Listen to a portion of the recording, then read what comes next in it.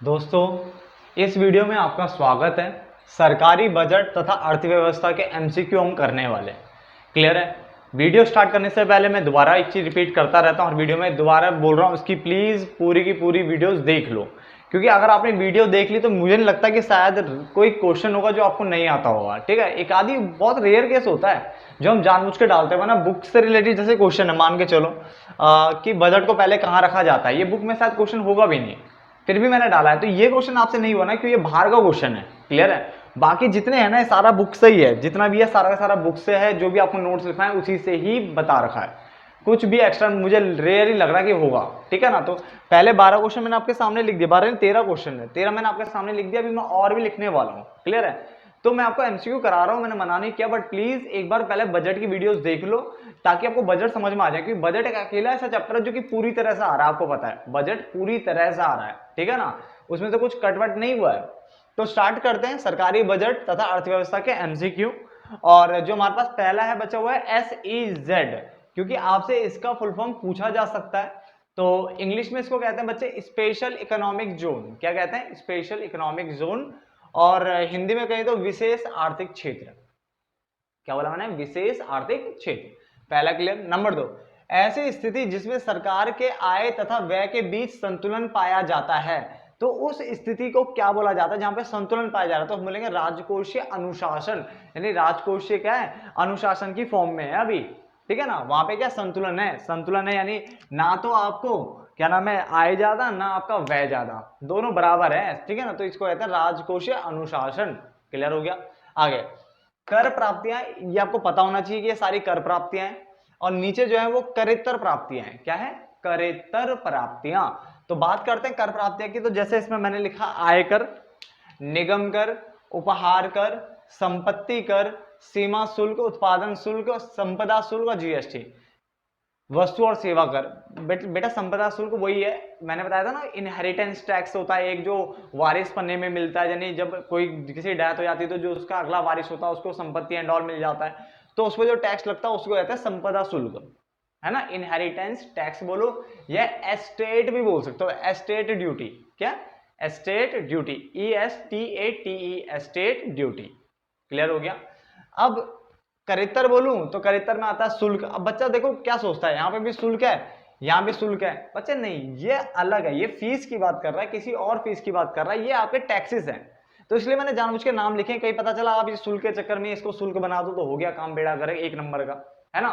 तो आपको एक नंबर भी नहीं कटवाना, तो इसलिए हमने क्या करा, करेक्टर प्राप्तियां मैंने अलग से लिखवा दिया। एक बार प्लीज याद रख के जाना। शुल्क हो गया, जुर्माना हो गया, एस चीट मैंने बताया था, एस चीट क्या होता है थ्योरी क्लास में अगर आपको पता हो, सरकारी उद्यमों से आय, ये हो गया, अनुदान, दान, विशेष अंकन, ठीक है, स्पेशल असेसमेंट बोलते हैं इंग्लिश में से, 2G और 3G जैसे स्पेक्ट्रम की बिक्री से प्राप्त आय। और क्या हो सकता है? और हो सकता है जैसे सरकार को लाभांश, सरकार को लाभांश, ठीक है ना, तो मैं यहाँ पे लाभांश भी बोल सकता हूं, लाभांश, ठीक है ना, लाभांश यानी डिविडेंड। जब सरकार कहीं इन्वेस्टमेंट करती है शेयर की फॉर्म में, तो मान लो सरकार ने इन्वेस्ट किया पैसा शेयर में, तो उस पर क्या मिलेगा? सरकार को डिविडेंड मिल सकता है। ठीक है, सरकार को क्या मिल सकता है अलग से? जैसे उद्यमों से प्राप्त आय के अंदर ही आ गया, एक तो डिविडेंड हो गया, और आपका ब्याज हो सकता है, उद्यमों से आपको ब्याज मिल सकता है। अगर शेयर खरीदे होंगे तो डिविडेंड मिल रहा होगी सरकार को, सरकार ने शेयर नहीं खरीदा, अलग तरीके से इन्वेस्टमेंट करी तो ब्याज मिल रहा होगा वहां पे, है ना। मैं यहाँ पे अगर उपहार डालता हूं तो बच्चा बोलता भाई आपने उपहार क्यों डाला? उपहार तो ऊपर है बेटा, वो यहाँ पे तो उपहार कर है। ये मान लो गवर्नमेंट को उपहार मिला है, गिफ्ट मिला है, जैसे दान भी मिलता है, अनुदान होता है सब्सिडी, दान होता है डोनेशन, ऐसे सरकार को उपहार मिला बाहर से, मान लो कुछ किसने गिफ्ट दिया, कुछ भी दिया, समथिंग बहुत सारी चीजें दिया, जिससे सरकार हमारे देश के उसमें थोड़ी बढ़ोतरी भी है, जो भी है। तो मैंने बोला करेक्टर प्राप्तियों का क्या है? वो पार्ट है। क्लियर है बेटा? एस शीट भी मैं तभी कह रहा हूँ थ्योरी पढ़ लो, हिंट में बता देता हूँ। एस शीट मैंने बताया था, जब किसी की डेथ हो जाती है और डेथ के बाद उसका कोई वारिस नहीं होता, यानी वो एक तरह से ऐसी पड़ी हुई संपत्ति रहती है, तो सरकार उस संपत्ति को कब्जे में ले लेती है, उसे एस्टेट कहते हैं। क्लियर है? मैं दोबारा इसलिए बोल रहा हूँ क्योंकि ये जो वर्ड्स है ना, देखो मैं कुछ क्वेश्चन तो जानबूझ के छोड़ूंगा इसमें। कौन से क्वेश्चन छोड़ूंगा? जैसे कोई बोलेगा कि ये बताओ क्या नाम है पूंजीगत प्राप्तियां क्या होती है, तो यार भर भर के समझाया था, एक स्पेशल टेबल भी बनाई थी तुम्हें समझाने के लिए, है ना। तो इसलिए प्लीज थ्योरी जरूर करना, ये इस वाले चैप्टर के लिए मेरी बात जरूर मानना। अगर आपने बाकी की थ्योरी नहीं देखी है ठीक है, अपनी जिद पे अगर अड़े हुए हो ना तो कोई बात नहीं, इसकी थ्योरी जरूर देख लेना बस, ठीक है ना। और पता है इंडियन इकोनॉमिक्स की थ्योरी तो देखनी जरूरी है क्योंकि वो सर के ऊपर बाउंस हो जाती है बुक पूरी। इसमें तो एटलीस्ट थोड़ा सा ये है कि आपको थोड़ा बहुत अच्छा लगता है सुनने में पढ़ने में, इंडियन इकोनॉमी तो बाउंस है सर के ऊपर, तो बेटा वहां तो थ्योरी देखनी पड़ेगी, है ना, और इस चैप्टर की थ्योरी तो जरूर देखना। चलो पॉइंट नंबर 5 की बात करते हैं। फिर मैंने देखो आपकी थोड़ी मदद के लिए मैंने यहाँ पे क्या किया, प्रत्यक्ष कर अप्रत्यक्ष कर को भी तोड़ दिया, ताकि अगर पेपर में देखो अगर कर और करितर पूछेगा तब तो आपको समझ में आ जाएगा, कर वाली और जो कर के अलावा कहीं और सोर्सों से यानी अन्य स्रोतों से जो आई आती है वो ये वाली है। बट अगर वो बोलेगा प्रत्यक्ष अप्रत्यक्ष बताओ तब क्या करोगे, तो प्रत्यक्ष का भी देख लो कौन कौन से प्रत्यक्ष होते हैं, आय का, निगम कर, उपहार का, संपत्ति कर और संपदा कर, इनहेरिटेंस टैक्स भी, और ये सारे आपके प्रत्यक्ष कर है, डायरेक्ट टैक्स, यानी जो जिस पर लगाया जाएगा वही बंदा टैक्स पे करेगा, क्लियर। उसके अलावा अप्रत्यक्ष कर में जीएसटी हो गया, वस्तु और सेवा कर, गुड्स एंड सर्विस टैक्स, ठीक है ना, सीमा शुल्क हो गया, उत्पादन शुल्क हो गया, ये आपका किसका अप्रत्यक्ष कर का एग्जाम्पल है, क्लियर है ना समझ में आ गया। उसके अलावा वित्त मंत्रालय द्वारा तैयार बजट का को सबसे पहले कहां रखा जाता है, लोकसभा में, तो ये आपके लिए एक नया पॉइंट है, ठीक है। तो वित्त मंत्रालय द्वारा तैयार बजट को सबसे पहले कहां रखा जाता है, लोकसभा में रखा जाता है। भारत में 1 रुपए का नोट कौन जारी करता है, ये सबको पता होता है, भारत सरकार करती है, यानी जो भारत सरकार का जो वित्त मंत्रालय है ना, फाइनेंस मिनिस्ट्री है, वो क्या करती है, इसको जारी करती है। तो हमने कितने पॉइंट्स पढ़ लिए, 8 पॉइंट पढ़ लिए, ठीक है ना। चलो उसके अलावा करेत्तर प्राप्तियों को गैर कर प्राप्तियां भी कहते हैं, यानी अगर आपसे बोलेगा गैर कर प्राप्तियां किसको कहते हैं, तो बेटा वही करेत्तर प्राप्तियां, दे बोथ आर सेम, ठीक है ना। गैर कर मतलब जो है नहीं, जो कर से प्राप्त ना हो उसे गैर कर बोलते हैं ना, तो करेत्तर को यहाँ पे गैर कर प्राप्तियां भी कहते हैं। आगे उस कर को क्या कहा जाता है, जिसका भार चुकाने वाले व्यक्ति पर ही पड़ता है, यानी जो जिसका भार ना उसी व्यक्ति पर पड़ रहा है जिसको चुकाना है एक तरीके से। तो हमने बोला बेटा प्रत्यक्ष कर, इसके भार को टाला नहीं जा सकता, मैंने बताया था, ठीक है, इसके भार को टाला नहीं जा सकता। बजट को आधिक्य का बजट कब कहा जाता है, आधिक्य मतलब होता है सरप्लस, यानी आपको बेनिफिट हो रहा है, तो कब होता है, जब आपकी अनुमानित सरकार की अनुमानित प्राप्तियां अनुमानित व्यय से ज्यादा हो जाती है, यानी प्राप्तियां यानी रिसीप्ट्स तो ज्यादा है, खर्चे कम है, तो भाई साहब सरप्लस तो होगा, यानी आपको लाभ ही होगा, तो वही है आधिक्य मतलब सरप्लस। अगर घाटा बोलता तो घाटा कब होता, जब अनुमानित व्यय ज्यादा होता और अनुमानित प्राप्तियां कम होती है, तो घाटे में व्यय ज्यादा करना होता है, और जब आधिक्य होता है तो प्राप्तियां ज्यादा करना होता है, क्लियर। चलो उच्च राजस्व प्राप्तियां यानी अगर आपकी जो रेवेन्यू रिसीप्ट है वो ज्यादा है तो उससे बेहतर स्थिति को प्रकट करती है, यानी इससे मिलते हैं ना राजस्व प्राप्तियां, ये दोनों राजस्व प्राप्तियां तो हैं, तो अगर ये ज्यादा है तो इसका मतलब ये बेहतर स्थिति, वित्तीय स्थिति को प्रकट कर रही है, क्लियर। बट अगर उच्च पूंजीगत प्राप्तियां हैं, पूंजीगत में प्राप्तियां कहां से होती हैं, लोन लेने से, या सरकार अपनी जो संपत्तियां बेचती है, इन्वेस्टमेंट बेचती है ना, तो अगर आप सरकार अपनी संपत्तियां बेच रही है इसका मतलब सरकार को दिक्कत हो रखी है, सरकार लोन ले रही है इसका मतलब सरकार को दिक्कत है। तो अगर कभी भी उच्च पूंजीगत प्राप्तियां हुई तो ये क्या बताएगी, कमजोर वित्तीय स्थिति को बताएगी, क्या बताएगी, कमजोर। तो पूंजीगत प्राप्तियां कभी भी अधिक नहीं होना चाहिए इस फॉर्म में, क्योंकि पूंजीगत प्राप्तियां तभी अधिक होती है जब सरकार लोन लेती है या फिर अपनी एसेट्स बेचती है। तो भाई साहब ये तो बहुत गलत चीज है, लोन लेके तो कर्जा लेना अच्छी चीज है क्या, नहीं, तो एक कमजोर स्थिति को बताएगी। बट अगर राजस्व प्राप्तियां यानी नॉर्मल अगर आपको इनकम मिल रही है सरकार को और ये ज्यादा है तो अच्छी बात है, इससे बेहतर वित्तीय स्थिति को प्रकट करती है। ये चैप्टर उनको ज्यादा अच्छे समझ में आ रहा होगा जिन्होंने थ्योरी पढ़ी हुई है, ठीक है, क्योंकि काफी आसान से पॉइंट है सारे, क्लियर हो गया। तो आगे बढ़ते हैं अब, अब ठीक है, पॉइंट नंबर आपका 14, जहां तक मुझे पता है पॉइंट नंबर 13 तक हो गया था आपका, ठीक है।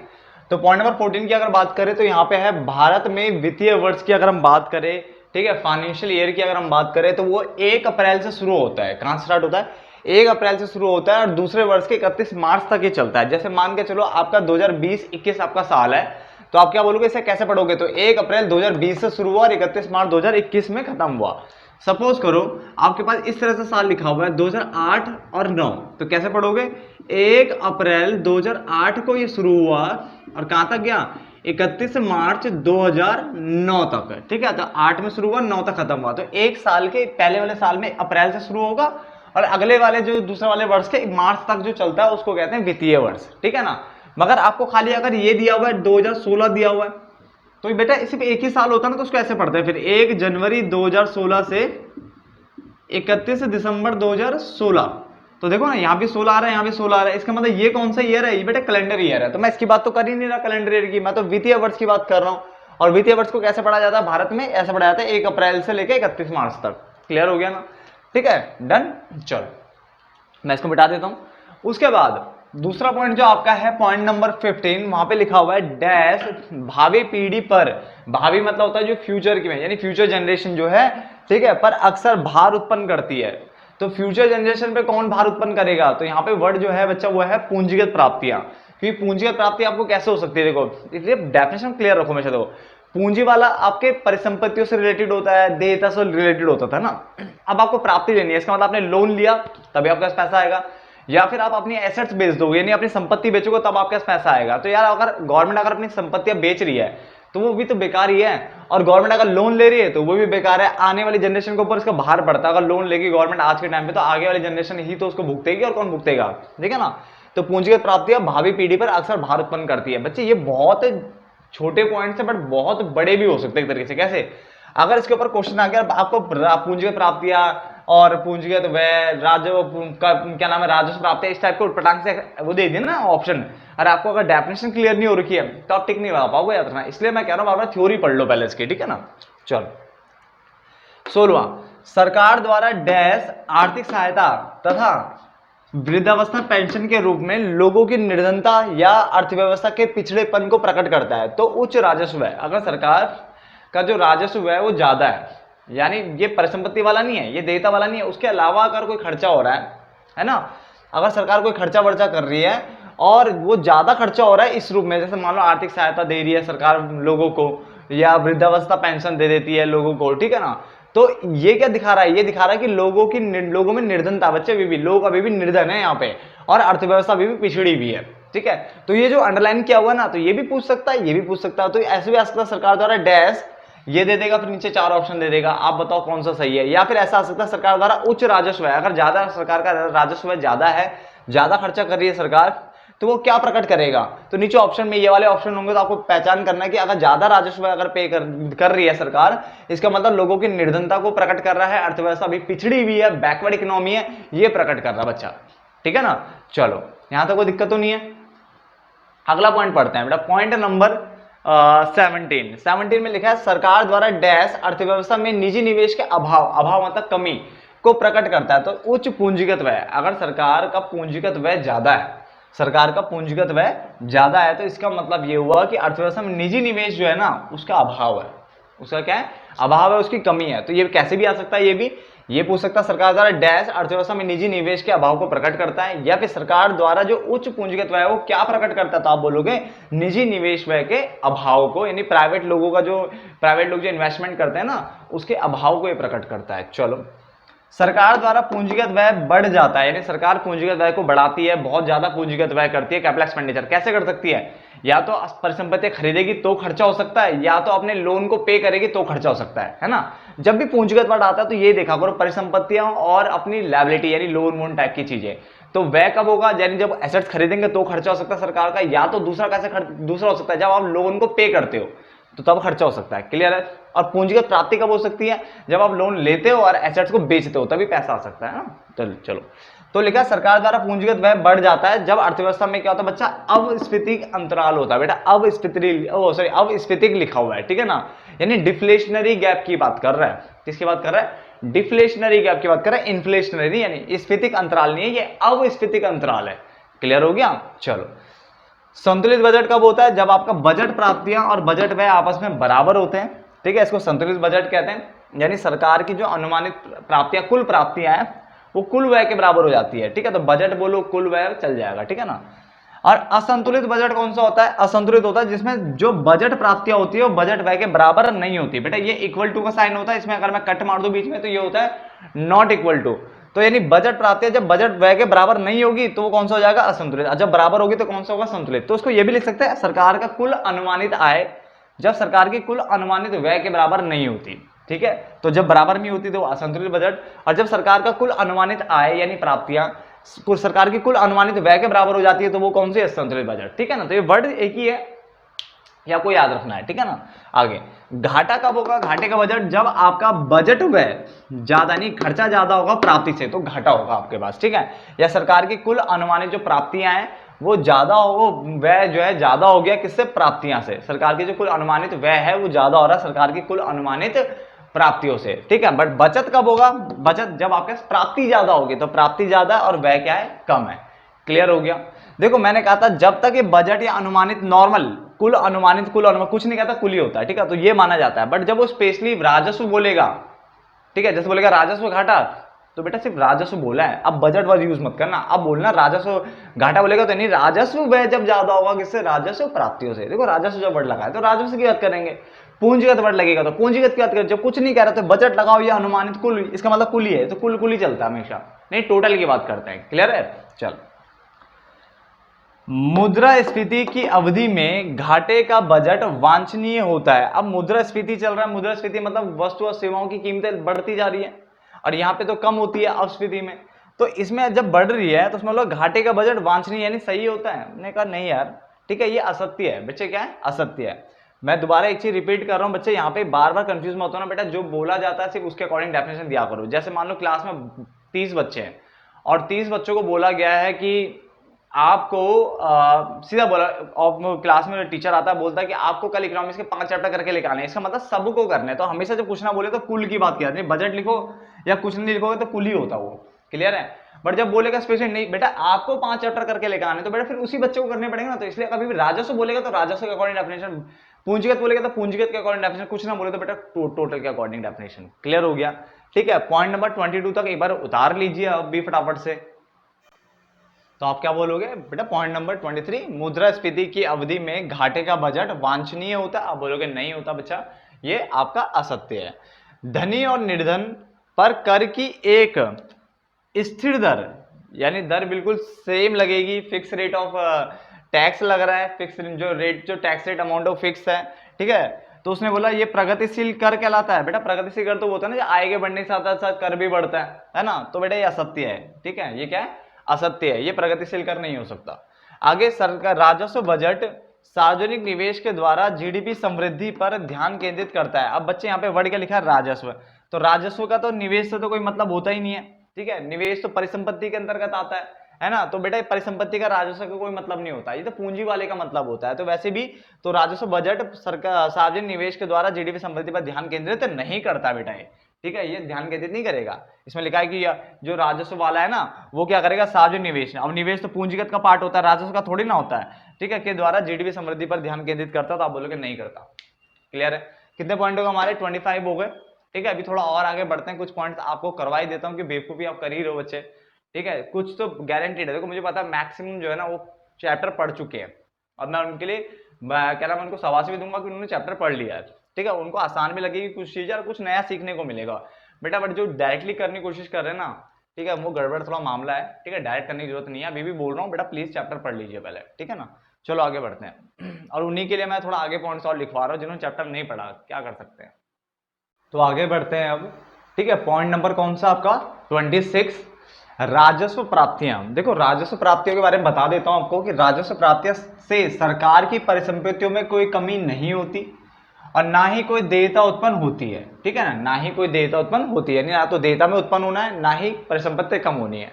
देखो मैं दोबारा एक बार आपको बार बार इस चीज को रिपीट करता हूं कि जो राजस्व होता है ना बच्चा, राजस्व, ठीक है, इसका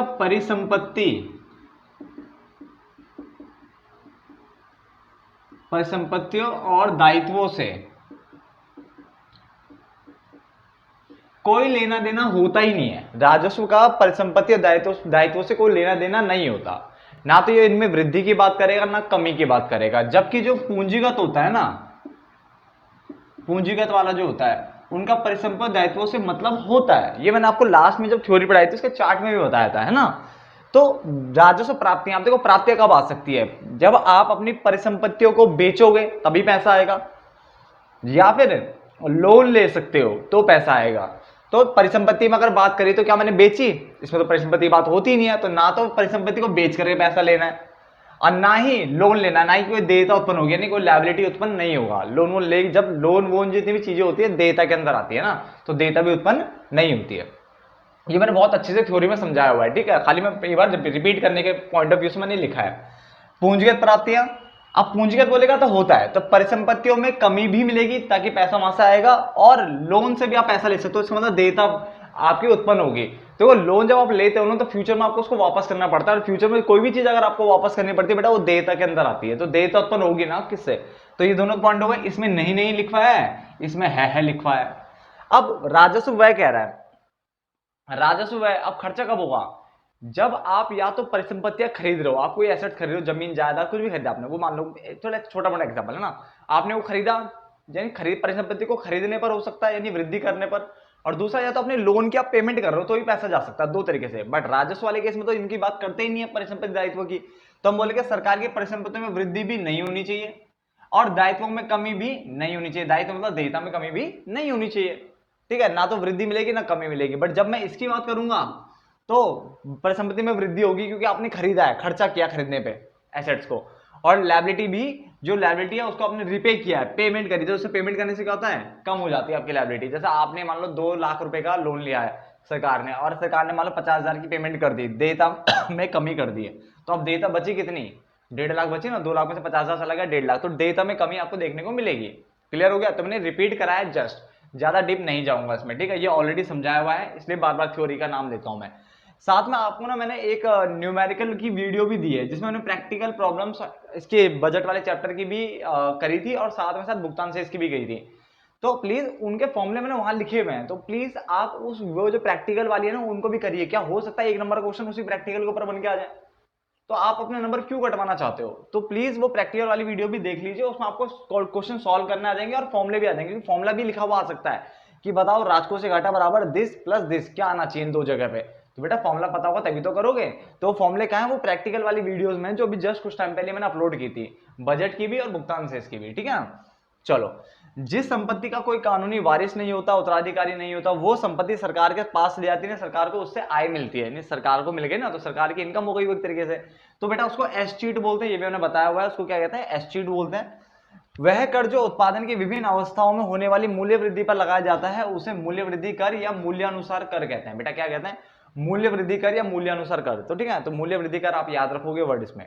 आगे, उपहार कर एक कागजी कर है क्योंकि यह राजस्व आय के रूप में महत्वपूर्ण नहीं है, ये राजस्व आय के रूप में महत्वपूर्ण नहीं है, बेटा इसका आंसर यही लिख के आना, अगर कुछ और भी होगा ना साथ में मत लगाना, टिक इसी को लगाना, क्योंकि आपकी बुक इसी को प्रेफर करती है, और इसी पॉइंट को आपको लिख के आना है कि उपहार कर एक कागजी कर है क्योंकि यह राजस्व आय के रूप में महत्वपूर्ण नहीं है, सिग्निफिकेंट नहीं है।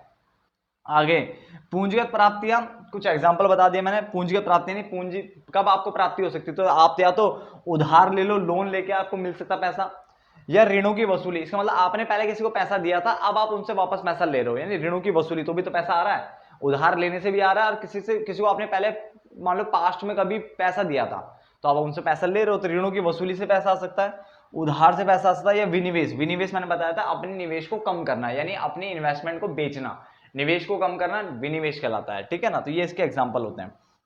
राजस्व घाटा राष्ट्रीय ऋणों को बढ़ाता है, तो हम बोलेंगे असत्य। बेटा यहाँ पे भी एक पॉइंट याद रखना, राष्ट्रीय ऋणों का मतलब ये कि क्या राजकोषीय घाटा जो है वो उधार को प्रकट करता है, बेटा वो राजकोषीय घाटा उधार को प्रकट करता था, याद होगा आपको फॉर्मूले में सिखाया था मैंने, है ना, तो ये राष्ट्रीय ऋणों को नहीं बढ़ाएगा, ये उस पॉइंट ऑफ व्यू से बोले क्या ये उधार की बात करेगा, तो ये उधार की बात नहीं करता बच्चा, ये उधार की बात नहीं करता, कि उधार की बातें तो बच्चे इसमें होती है ना, पूंजीगत वालों में होती है, तो राजस्व वालों में इनकी बातें होती भी नहीं है वैसे भी, ठीक है ना, तो राजकोषीय घाटा बराबर उधार होता है, क्लियर है, तो राजकोषीय घाटा बराबर उधार होता है, तो यहाँ पे तो राजस्व घाटा लिखा हुआ है, क्या राष्ट्रीय ऋणों को बढ़ाएगा, तो आप बोलोगे नहीं, क्लियर है, यहाँ तो नोट डाउन कर लीजिए फटाफट से।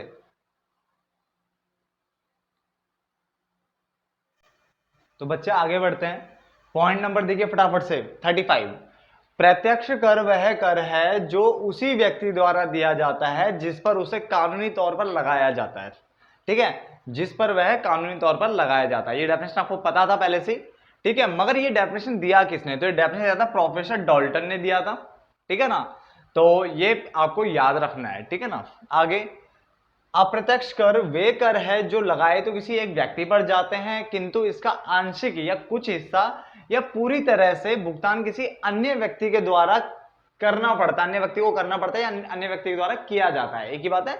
तो ये भी प्रोफेसर डॉल्टन, इन्होंने ये दोनों डेफिनेशन दी थी, तो आपके नाम याद रखना चाहिए, क्योंकि पटांग से 3-4 नाम दे देगा, तो आपको पता होना चाहिए कि आपको किस पे टिक लगाना है, प्रोफेसर डॉल्टन, ठीक है ना। अपनी तरफ से मैं पूरे क्वेश्चंस कराने की कोशिश कर रहा हूँ, कुछ भी ना छूटे, डन। तो मेरी तरफ से तो मैं पूरी कोशिश कर रहा हूँ, देखते हैं आप कर रहे नहीं कर रहे, ठीक है, कोशिश करा करो ज्यादा से ज्यादा पढ़ने की, समझने की चीजों को, डन। तो आगे पॉइंट पढ़ते हैं, पॉइंट नंबर 37। दो पॉइंट क्लियर हो गए ना। किसी वस्तु की इकाई, आकार, तौल आदि के अनुसार लगाए जाने वाले कर को कहते हैं विशिष्ट कर प्रणाली। क्या कहते हैं? विशिष्ट कर प्रणाली। थ्योरी में ये पार्ट भी समझाया गया था, ठीक है ना। तो किसी वस्तु की इकाई, आकार, तौल आदि के अनुसार लगाए जाने वाले कर को विशिष्ट कर प्रणाली कहते हैं। और साथ ही साथ में आपको मैंने प्रगतिशील, प्रतिगामी कर ये पढ़ाए थे ना, प्लीज रिक्वेस्ट कर रहे हैं हम आपसे, थ्योरी पढ़ लीजिए, ठीक है, क्योंकि मैं उनको यहाँ पे कवर नहीं कर रहा हूँ। प्रगतिशील, प्रतिगामी, ठीक है, योजना, योजनेतर, विकास, विकासेतर, बहुत सारी चीजें मैंने आपको पढ़ाई थी, ठीक है। वो कुछ थ्योरी में है तो थ्योरी वहां अगर आप पढ़ लेते तो ज्यादा बढ़िया है, ठीक है। उनको यहाँ कवर करने की जरूरत लगी नहीं मुझे भी, ठीक है, बट उनके ऊपर क्वेश्चन बन सकते हैं, प्रगतिशील, प्रतिगामी के ऊपर क्वेश्चन बन सकते हैं। आगे उसके बाद शून्य आधारित बजट के प्रतिपादक, प्रतिपादक मतलब जनक, किसने ये शून्य आधारित बजट दिया था? तो जो इन्होंने दिया था, देखो मेरे हिसाब से पीटर पायर है शायद, ठीक है ना, बट कहीं पे पीटर पार्चर लिखा हुआ है। अब ये स्पेलिंग मिस्टेक है क्या है ये हमें भी नहीं पता बच्चा, ठीक है, जो नहीं पता तो नहीं पता, बट यहाँ पे मुझे जो लगता है वो पीटर पायर होना चाहिए। आप नेट पे सर्च कर सकते हो, मेरे पास अभी टाइम नहीं है नेट पे सर्च करने का, तो प्लीज आप एक बार देख लीजिए, पीटर पायर, ठीक है, ये होना चाहिए मेरे हिसाब से, ठीक है। बट कहीं कहीं नोट्स में ना जगह जगह पीटर पार्चर भी लिखा हुआ है, यानी स्पेलिंग कहीं ना कहीं मिस्टेक हो रहा है कहीं भी, ठीक है। तो जहां पे गलती मैं आपको पहले ही बता देता हूं कि जो मेरे अकॉर्डिंग लगता है वो ये है, जो कहीं और लिखी हुई जगह चीजों पे है तो मैंने देखा ये भी लिखा हुआ है बहुत जगह, ठीक है। तो प्लीज चेक कर लेना, मैंने दोनों बता दिया आपको, ठीक है, पीटर पायर। क्लियर? अच्छा बजट, कोई आपसे पूछेगा अच्छा बजट कौन सा होता है, तो आप बोलोगे अच्छा बजट वो बजट होता है जहां पे सरकार की कुल अनुमानित आय सरकार की कुल अनुमानित व्यय के बराबर हो जाता है। इसका मतलब बजट आय बजट व्यय के बराबर हो जाएगा, इसका मतलब वो कौन सा होता है? संतुलित बजट। तो संतुलित बजट को ही अच्छा बजट माना जाता है। डन। तो हमने 35 कर लिया, 36 कर लिया, 37, 38 और 39 हमारा कंप्लीट होता है। यहां तक कोई दिक्कत नहीं किसी को भी। नाउ आगे बढ़ते हैं। बजट की जो अवधि होती है बेटा वो वार्षिक होती है, आपको पता है हर साल बजट निकलता है। तो बेटा इसमें तो गलती मत करना, कुछ ऐसे पॉइंट्स भी होते हैं जहां अगर आप गलती करते हो तो वो अच्छा नहीं माना जाता। जैसे अच्छा बजट, चलो ठीक है, आपको अच्छा बजट नहीं पता था, मैंने बता दिया। अच्छा बजट वो बजट होता है जहां सरकार की कुल आय कुल व्यय के बराबर हो जाती है, यानी कुल अनुमानित आय कुल अनुमानित व्यय के बराबर होती है, तो उसको संतुलित बजट कहते हैं, यही सबसे अच्छा बजट माना जाता है। चलो ये मैंने बता दिया। बट कोई अगर आपसे पूछता है कि जैसे बेसिक जनरल नॉलेज के क्वेश्चन होते हैं कि ये बताओ कि बजट की जो अवधि होती है कितना है, तो बेटा बजट की अवधि यहाँ पे वार्षिक है, जो हर साल आपको बजट आपको देखने को मिलता है ना, फैब के आसपास। आगे लिखा है विकासशील राष्ट्रों में कौन सा बजट सबसे उपयुक्त है, ठीक है, तो घाटे का बजट। तो जो विकासशील देश होते हैं, ठीक है ना, वहां पे कौन से बजट को अच्छा माना जाता है? तो घाटे के बजट को माना जाता है। ये कहा जाता है कि जो जनता के भले के लिए जितना हो सके उतना कर लो, जितना हो सके उतना करो, ये जनता को जो अच्छा अच्छा आप कर सकते हो, ठीक है। तो इसके इसमें क्या है, घाटे के बजट को ज्यादा अच्छा माना जाता है इस केस में। क्लियर हो गया?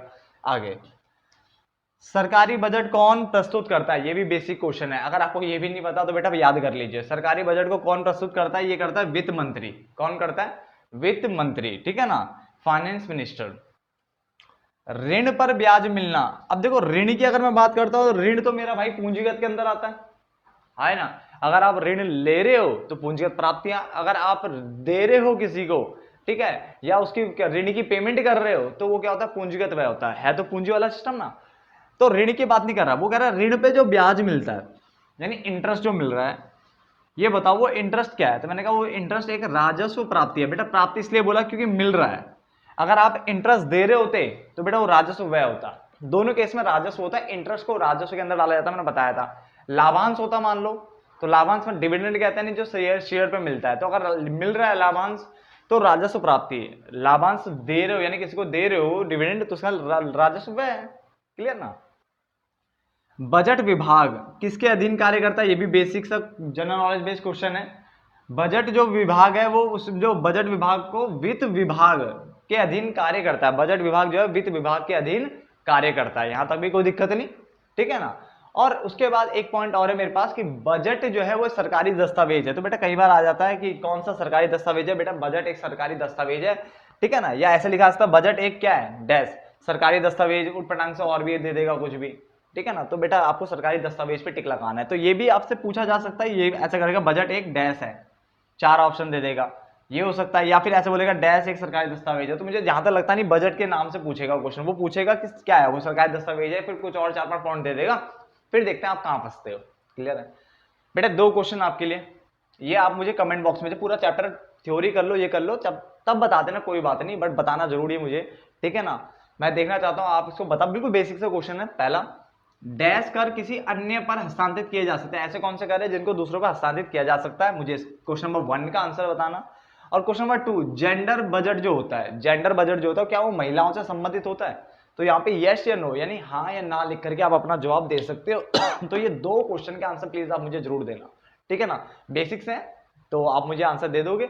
एक काम करते हैं, इस वीडियो को भी यहीं पे खत्म करते हैं। देखो उसमें फालतू के क्वेश्चन बनने के तो बहुत सारे बन सकते हैं, क्योंकि थ्योरी, अब जब थ्योरी कराई है तो यार वही पढ़ लो ना, ठीक है। तो मैंने कोशिश किया है, तो पटांग से जितने हो सकते थे वो डाल दिए हैं। जो लगता था कि डाल देने चाहिए दोबारा रिपीट कर देता हूँ, वो भी रिपीट भी कर दिए है, ठीक है ना। मैंने फॉर्मूले नहीं डाले हैं।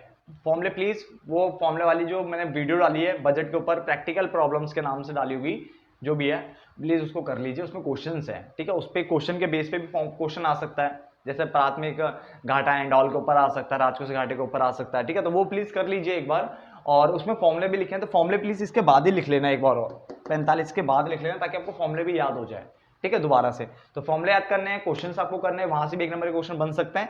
साथ ही साथ थ्योरी जरूर पढ़ना। ये तो बार बार बोल बोल के थक गया शायद मैं, आप भी सुन सुन के थक गए होंगे, और जिन्होंने कर लिया वो थक गए होंगे, बट जो ढीठ है ना, वो ढीठ प्रजाति जो इंसानों के पास जाते हैं ना, वो भी यहाँ पे है, ठीक है, जिनको बोलने के बाद भी फर्क नहीं पड़ रहा होगा, ठीक है। चलो एंड करते हैं इस एमसीक्यू वाले पॉइंट का, ठीक है। ये एमसीक्यू हमने खत्म कर दिए। अब आगे बात करते हैं जो हमारे बचे कुछ ही चीजें हैं, ठीक है ना, नेक्स्ट वीडियो में। धन्यवाद दोस्तों।